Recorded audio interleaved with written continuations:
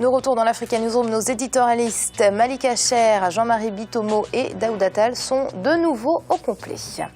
Les autorités algériennes envisagent de réduire les importations de 30 milliards de dollars cette année, une annonce faite par le ministre de l'Industrie et des Mines. Pour y parvenir, le gouvernement algérien compte sur un nouveau plan de relance industrielle, mais aussi sur le partenariat avec les investisseurs étrangers. Biarama Sonia. Réduire les importations de 30 milliards de dollars, c'est l'objectif des autorités algériennes. Pour ce faire, un nouveau plan de relance industrielle a été lancé. Il est essentiellement orienté vers la production interne des biens régulièrement importés. Il s'agit notamment des catégories de produits sidérurgiques, métallurgiques, mécaniques et manufacturiers. Ainsi, pour relever le niveau de ce secteur, nous avons réalisé une étude qui a permis de recenser tous les produits industriels importés durant les 15 dernières années afin d'examiner la structure d'importation du pays et réduire sa facture. En Algérie, l'industrie manufacturière ne couvre que 20% des besoins. Selon les autorités, de nouveaux groupes industriels ainsi que le secteur privé seront mis à contribution pour combler ces déficits. L'objectif étant de réduire la facture d'importation et promouvoir la production locale. La décision des autorités algériennes se justifie par une baisse considérable des rentrées en devises. Il est bien entendu que l'Algérie, qui vit actuellement ce que tous les pays pétroliers vivent, une chute drastique des rentrées consécutives à la vente des produits pétroliers, est donc dans l'obligation d'adapter ces nouvelles entrées à ses besoins. Pour relever le niveau de productivité du secteur industriel, des travaux de réalisation des 42 parcs industriels sont envisagés. La mise en place de 23 de ces parcs va débuter dès la fin du mois de mars, leur livraison étant prévue pour la fin de l'année 2015. Malik, une ambition qu'on ne peut que saluer. Oui, c'est une décision sage, mais il est urgent de le faire parce que les importations ont triplé en 10 ans. Maintenant, on est à 60 milliards de dollars et ça commence à être important. Maintenant, vous savez, il y a eu des plans économiques qui ont été mis sur la table. Il y a des plans d'investissement de 300 milliards de dollars dans le précédent plan quinquennal et celui qui arrive actuellement. Il y a eu environ 300 milliards de dollars investis.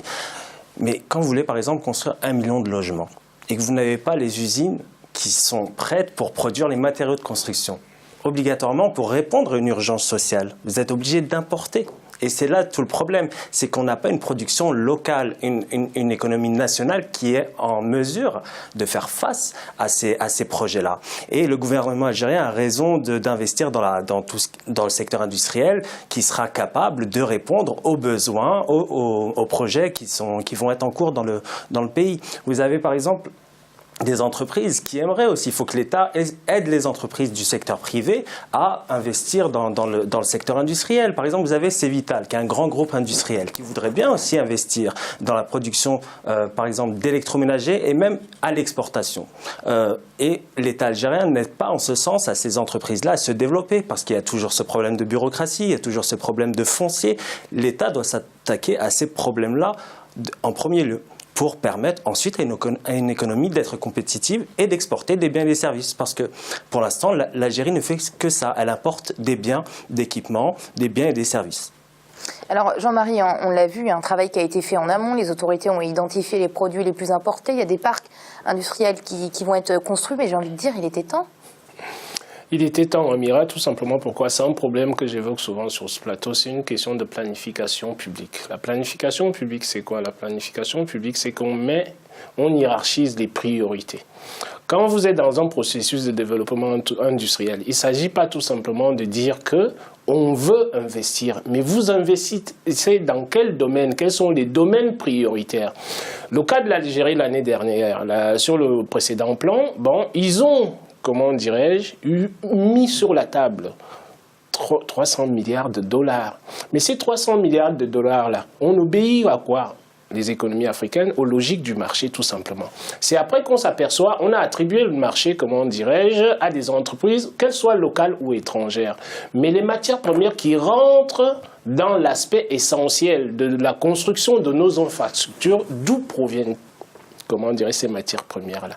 C'est ça qu'il faut savoir. Et c'est la première des choses. C'est pour ça que je parle d'ici là toujours de la stratégie économique et de passer par une analyse très très fine qui permet d'avoir une visibilité et d'éviter ces pertes en devises. Parce que ces importations-là, c'est du travail qui est enlevé aux Algériens. Si on avait pensé en amont construire des usines pour faire travailler les Algériens, j'en ai parlé ici là sur ce plateau, parce que je m'étais posé la question de savoir, vous avez des Algériens qui ont des compétences, comment se fait-il que, quand il s'agit maintenant, comment dirais-je, je crois que ça concernait un marché là, je ne sais pas si c'était la date ou quelque chose de ce genre-là, on est parti chercher des entreprises pakistanaises pour venir construire en Algérie, alors que l'Algérie a toutes les compétences requises. Tout simplement, tout ça c'est lié à quoi?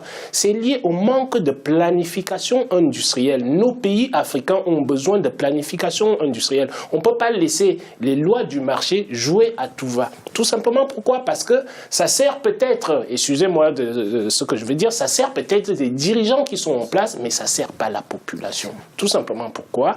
Parce que c'est cet argent-là, c'est-à-dire ces investissements-là, en fait, si vous voulez, ces sommes colossales-là, il y a une bonne partie qui retourne à l'étranger, alors qu'elle peut être conservée dans les économies concernées, avec une planification industrielle plus fine et plus rigoureuse.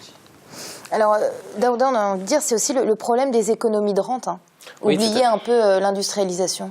Oui, c'est le problème des économies de rente, mais bon, c'est une bonne chose. Je pense que Malik et Jean-Marie ont expliqué la stratégie qu'il faut.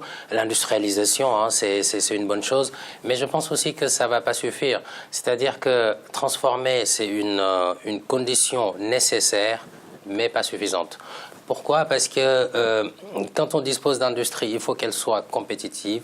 Il faut que les produits que sortent sort cette industrie soit compétitive, puisque les gens qui ont le pouvoir d'achat, les consommateurs, ils sont libres d'acheter. Si vous industrialisez et que vous faites un frigo qui fonctionne moins bien qu'un frigo importé d'Europe, les gens ils vont aller acheter un frigo importé d'Europe. Ça, c'est la règle économique. C'est comme ça que ça marche. On ne peut pas imposer aux gens d'acheter local. Donc en fait, cette industrialisation, c'est un bon début, cette transformation, mais il faudrait qu'elle soit accompagnée de politiques efficaces, des mesures d'accompagnement efficaces. Ces mesures d'accompagnement efficaces, ça peut être justement jouer sur la compétitivité, aider les entreprises à être plus compétitives. C'est la seule solution pour ça. Et juste pour terminer aussi, je pense que l'Algérie veut réduire les importations, mais elle va y arriver difficilement, en tout cas, malgré la volonté politique. Pourquoi? Parce que d'un côté, on a la zone arabe de libre-échange, d'un autre, il y a des règles, tout ce qui est FMI, etc. Donc, en fait, la marge de manœuvre aussi, elle est quand même relativement faible. Donc, on peut jouer sur la TVA à l'import. Si on augmente la TVA des produits importés, ça peut être une solution. Sauf que c'est pas dit que, puisque ça va être trop cher pour ceux qui ont les moyens d'acheter, et ça peut aussi créer des tensions sociales à ce niveau-là. Après, on peut jouer sur la monnaie locale. Dans ces cas-là, en économie, on peut aussi baisser la monnaie locale pour un petit peu rendre plus cher les importations. Mais à ce moment-là, il y a aussi un danger, c'est de créer une inflation. Donc en fait, c'est un certain nombre de... En théorie économique, ça c'est connu. On ne peut pas forcément... Il faut être compétitif, c'est la clé de la réussite dans ce domaine. Après, la volonté politique qui est quand même à saluer.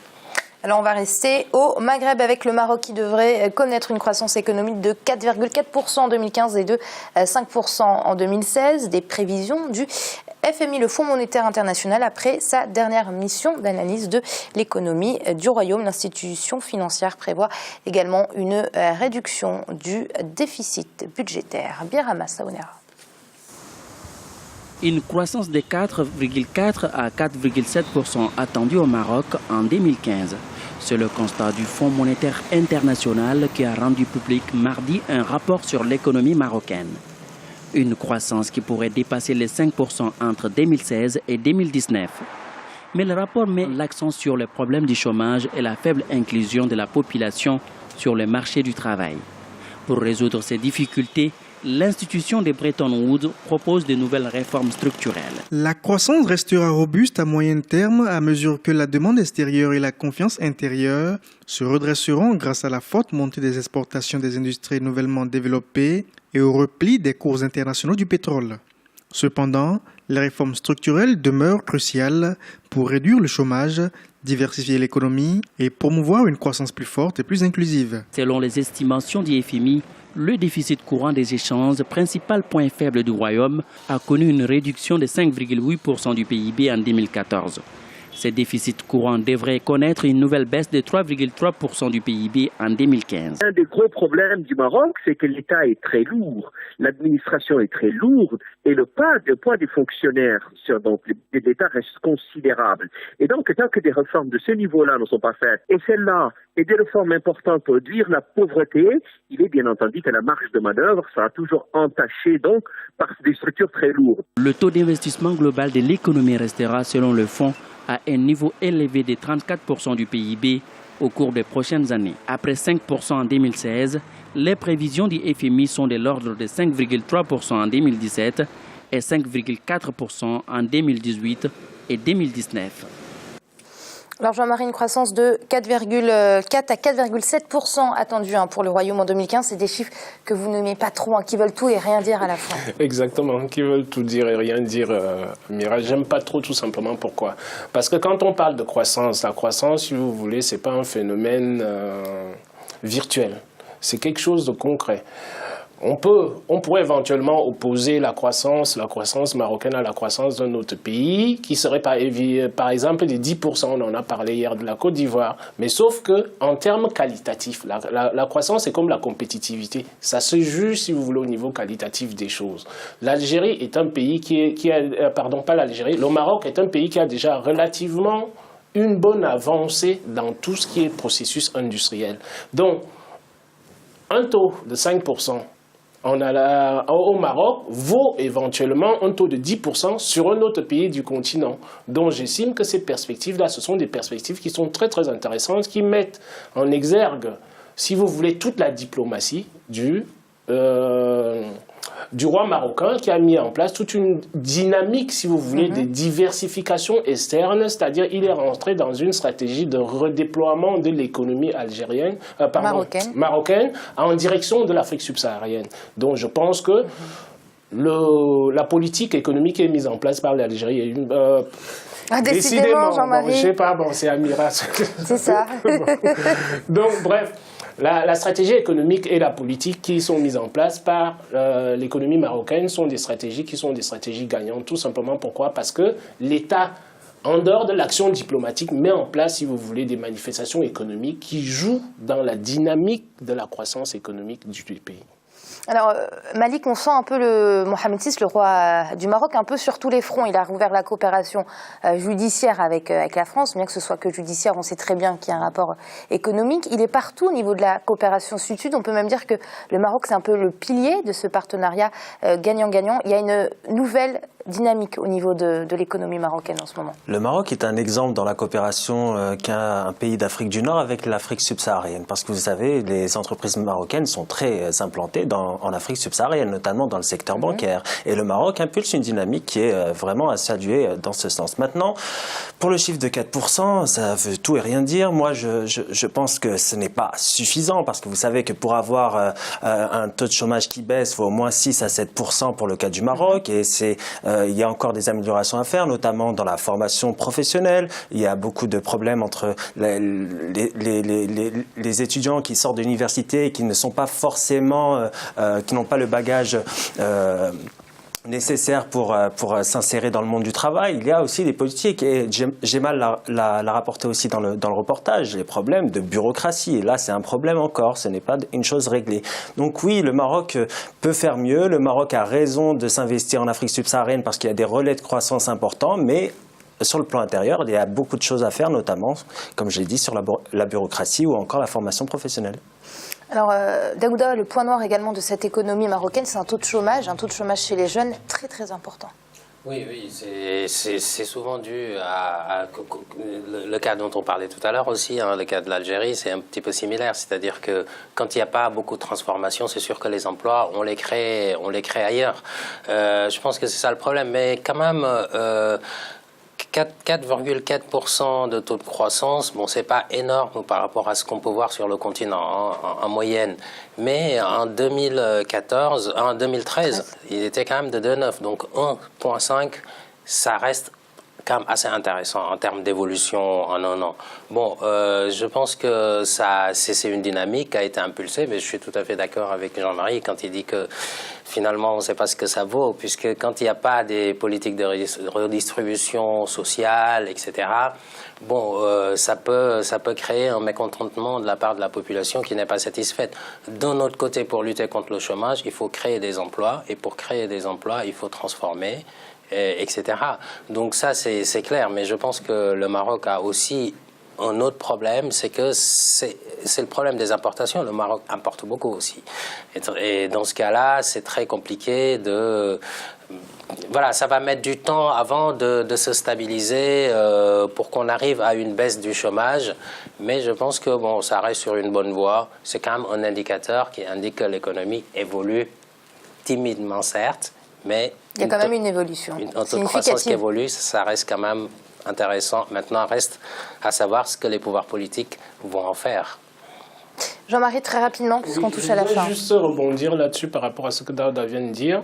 Quand on utilise le mot croissance, il est toujours à mettre en relation étroite et directe avec l'IDH. C'est l'indice de développement humain.